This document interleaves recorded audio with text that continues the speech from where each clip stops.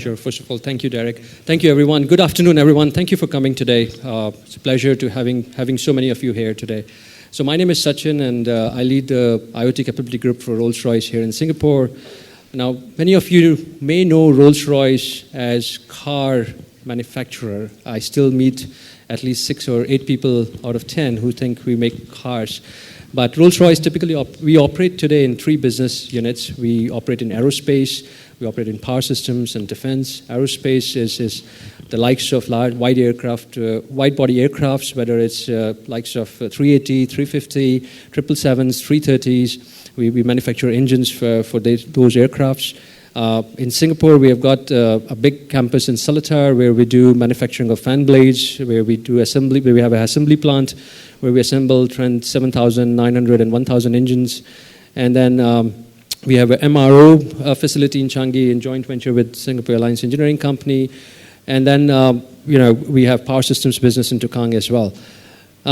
Now, when it comes to power systems business, we kind of power morely land and sea-based engines.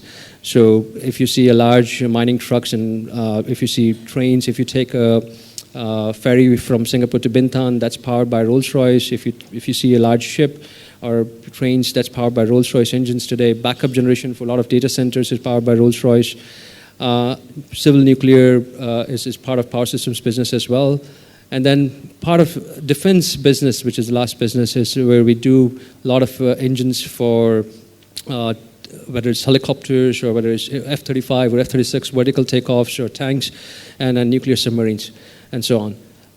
Now, I represent a group called Innovation Group, and Innovation Group where we actually provide future technology options for the company.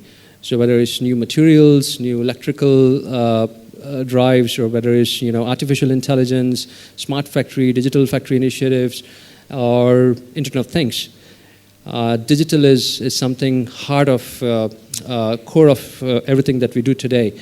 As the company moves towards digital transformation, we want to co-create together with our partners. We want to learn from industry and the startup companies. We want to engage the industry and startup companies to see how best we can optimize ourselves and inform something new, new types of relationship with our customers, and then increase our efficiency and productivity as well. With that, I'll pass on to Alvin. Yeah. So, hi everyone. I'm Alvin. I'm the manager of Innovation Group. So, a little bit about SIAEC Engineering. We are not the airline. We don't manage and fly the aircraft. Instead, what we do is we maintain, repair, and overhaul the aircraft. So think of SIAEC Engineering much like the mechanics of your car, and also we are the people that maintain every single part on the aircraft. So a lot of times people do not understand what does MRO in the aerospace industry do. So what we do is very similar to your vehicle, your car, but think of it as an aircraft. So your aircraft, for example, has certain flight cycles that it needs to go through, and after 10,000 flights, it needs to be maintained. So we are the people that do the maintenance. And also some interesting facts about the aircraft is that, did you guys know the aircraft cannot reverse on its own? So those aircrafts actually are being pushed back by people on the ground handlers, they call them.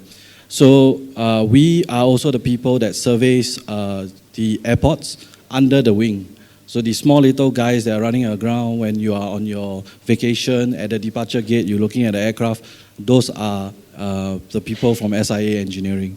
We are also the group of people that certify that the aircraft is fit for flight and that it is ready for its next destination.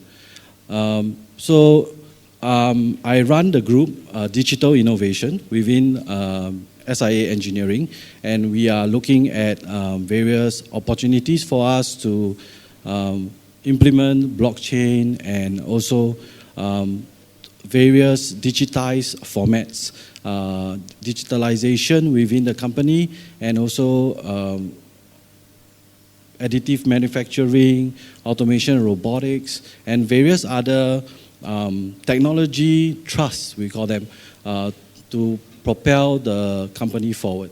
Yeah. Thanks. Thanks, gentlemen. To begin with, can you just explain the acronym MRO? So MRO stands for maintenance, repair, and overhaul. Yeah. Yeah, because these are very clever people, but we're not familiar with the industry acronyms, and there are a lot of acronyms. And later on, we were going to have our colleagues from SIAEC as well as Rolls-Royce explain the challenges and a lot of the finer details.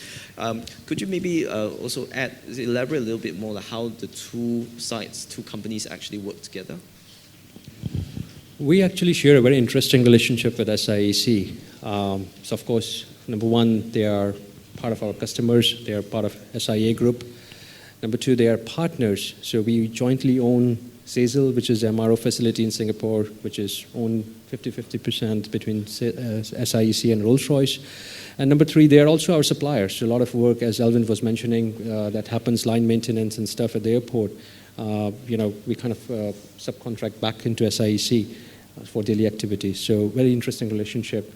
And joining together on the innovation challenges is all about solving some common challenges together.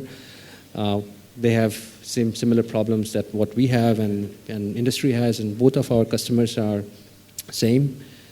And we kind of here together to bring the technology and then push it and then help customers in getting better. Alvin, you want to add as well? Yeah. So, like what Sachin mentioned, we have a very interesting relationship. But the two innovation groups actually came together to have a research and development agreement to actually discover certain IoT and digitization opportunities that we could jointly experiment and innovate within our various ecosystems. So basically, that's what we are looking to achieve together. Yeah. Thank you, gentlemen.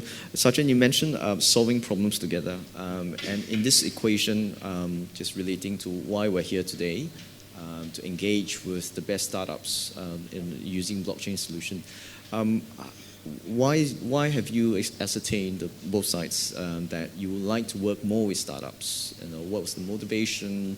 What's the experience like working with startups thus far? Yeah, so maybe I'll start with this.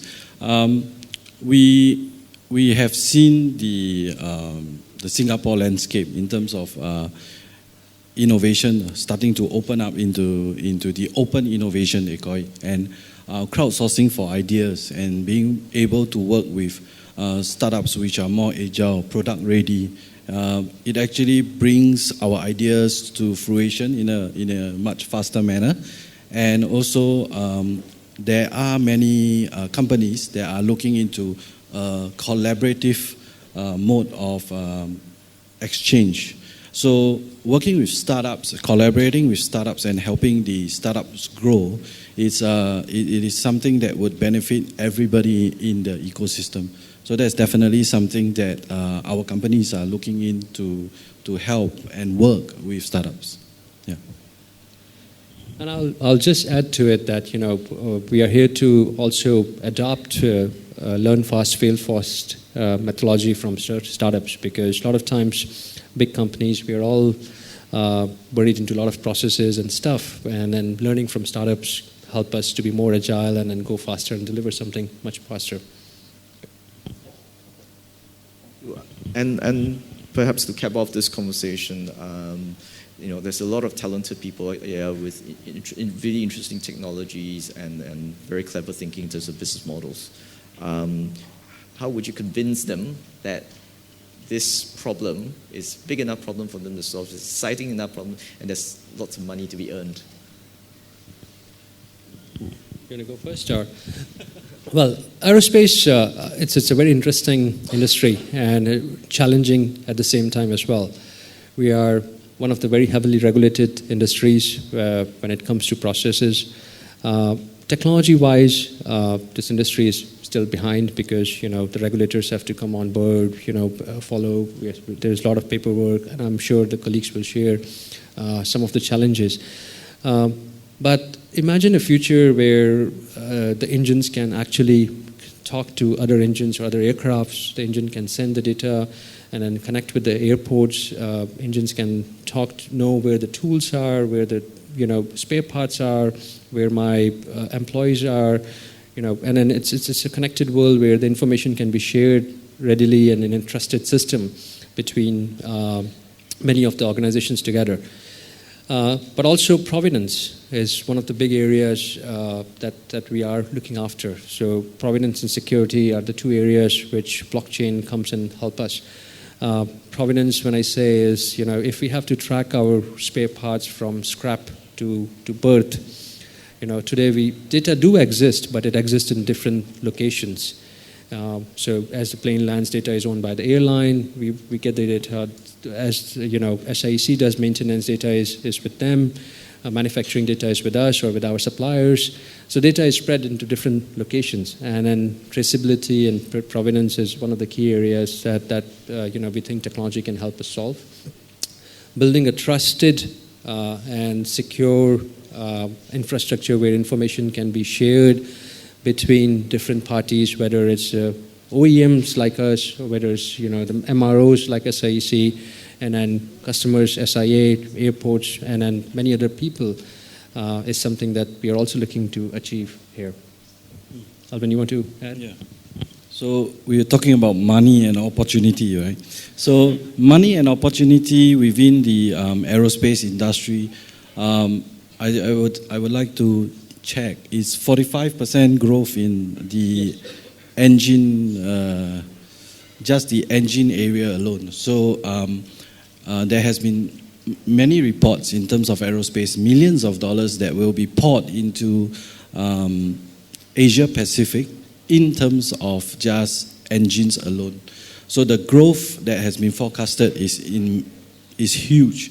The benefits that come from blockchain is huge as well, because having SIAEC together, which is airline linked, and as well as having Rolls-Royce on board, we have a lot of potential in forming that correct ecosystem required to grow blockchain technology.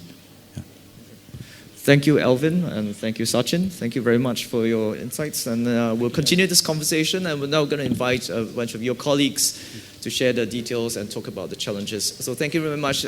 Please thank the panelists, Alvin and Sachin, please.